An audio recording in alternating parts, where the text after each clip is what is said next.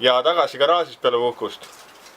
Et sain endale natuke teistsuguse kaamera, nii et kui ma siia kõrvale passin, siis ma vaatan ekraani, mis on sellel kaameral. Olari andis mulle 600D Canoni proovimiseks, et ma saan sellega filmida.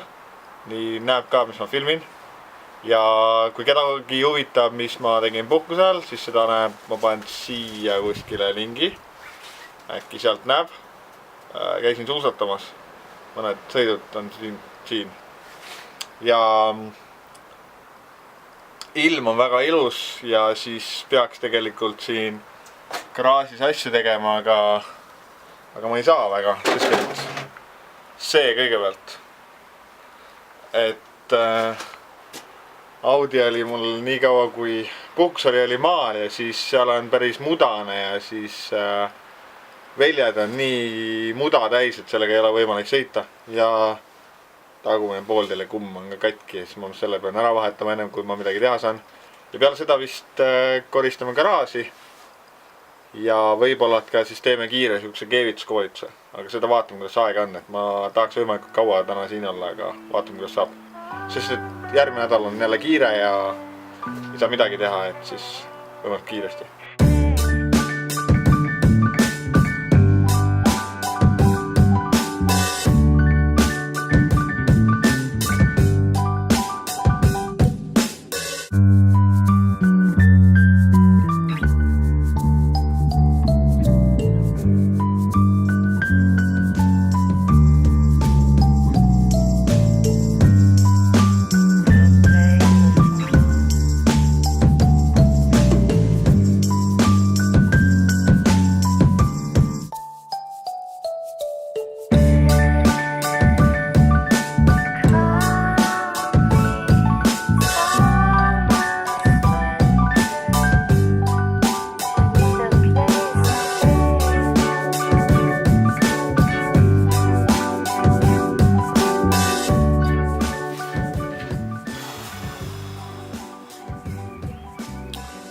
Ja tänane päev ei läinud väga nii nagu tahtsin.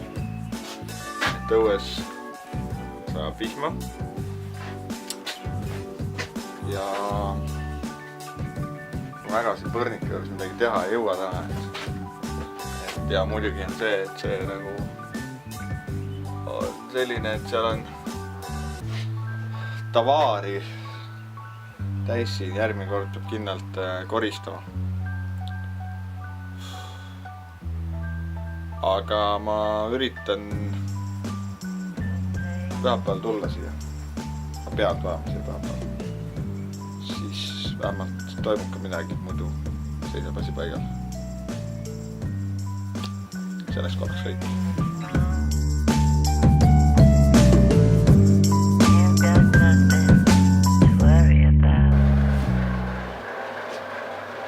Nagu juures olevalt pildid näha, on garaaž ülikorras. Ehk siis ma vist alustan sellega täna.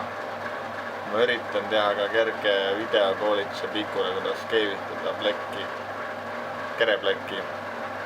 Aga alustan sellega. See tuleb ära kolistada.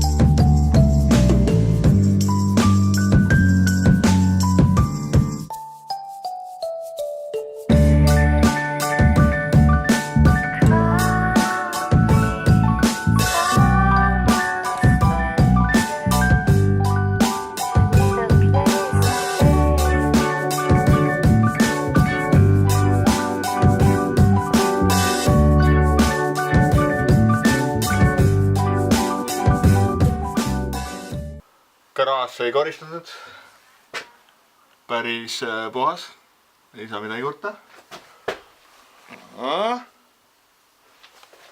Nii võib juba tööd teha, et vähemalt see suurem jama ära koristatud, et muidu läheb liiga hulluks see, et on hunnikud mustust igal pool. nii, aga Piku tungival soovil siis ma pidin tegema kerge siukse video, kus ma näitan, kuidas mina teen pleki keevitan või noh, tähendab lapin asju. et see kindlasti ei ole nii-öelda õige versioon, igale ühele oma, aga mina olen seda niimoodi teinud igal juhul.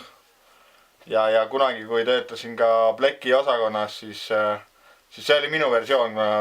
Mulle tundus, et see on suht kiire ja saab suht täpselt niimoodi teha, et ma enne igat sammu ütlen, mida ma tegema hakkan enam-vähem ja kuidas see käib ja mida jälgida. loodan, et kellelgi on natukene abi sellest, kui kunagi ise peaks midagi samasugust tegema, et täna siis näitan, kuidas siit ühte lappi teha. et esimese asjana iga kord, kui hakkab pihta midagi tegema, lappima, kõige esimene asi on saab koht ära puhastada. mina kasutan selleks sihukest terasarja ketast lõike otsas enamus aega. siis võib ka lasta liivapaberi kettaga sellisega üle. kui on mingid keevitused või mingid asjad, mis on vaja veel maha käia, et ennem kui lappima hakata, siis käiakivi ketas. võib kasutada ka sihukest pehmemat, et pärast puhastada, aga enamasti sihukese suurema ja jämedamaga hakkama, piisab sellest.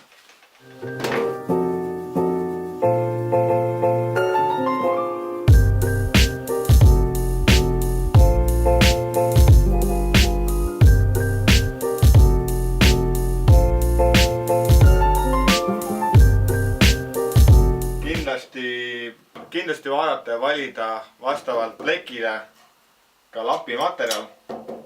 siin on see paksem kui 1 mill kindlasti. ma arvan, et ta on 1,2. kereplekid on kas millised või 0,8 enamus. et selle järgi kindlasti ka lapp vaadata, et minul peaks kuskil isegi olema sihukest õiget materjali. sihuke, see on piisavalt paks selle jaoks.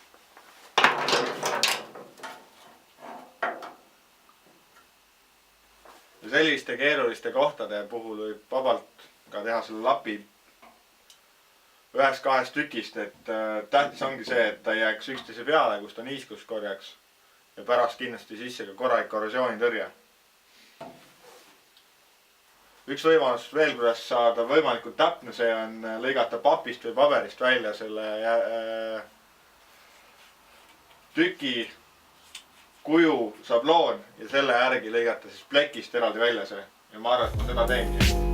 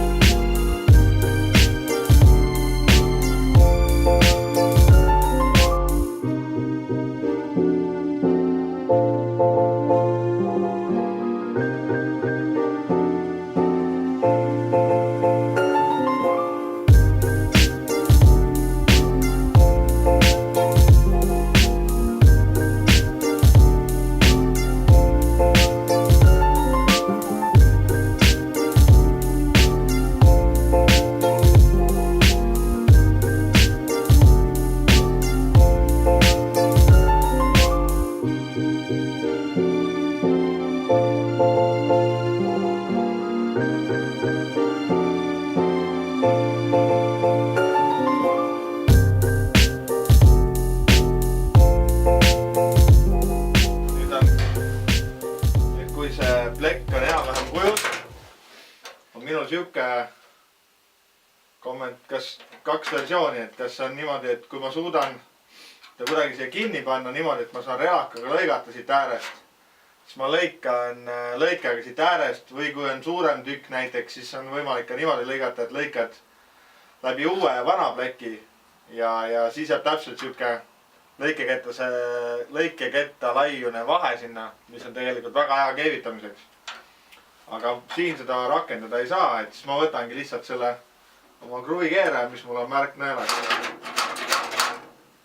Tõmban siia jutid peale, enam-vähem kust lõigata. Ma arvatavasti lõikan natukene sees poolt, et mul oleks natuke rohkem mängumaad.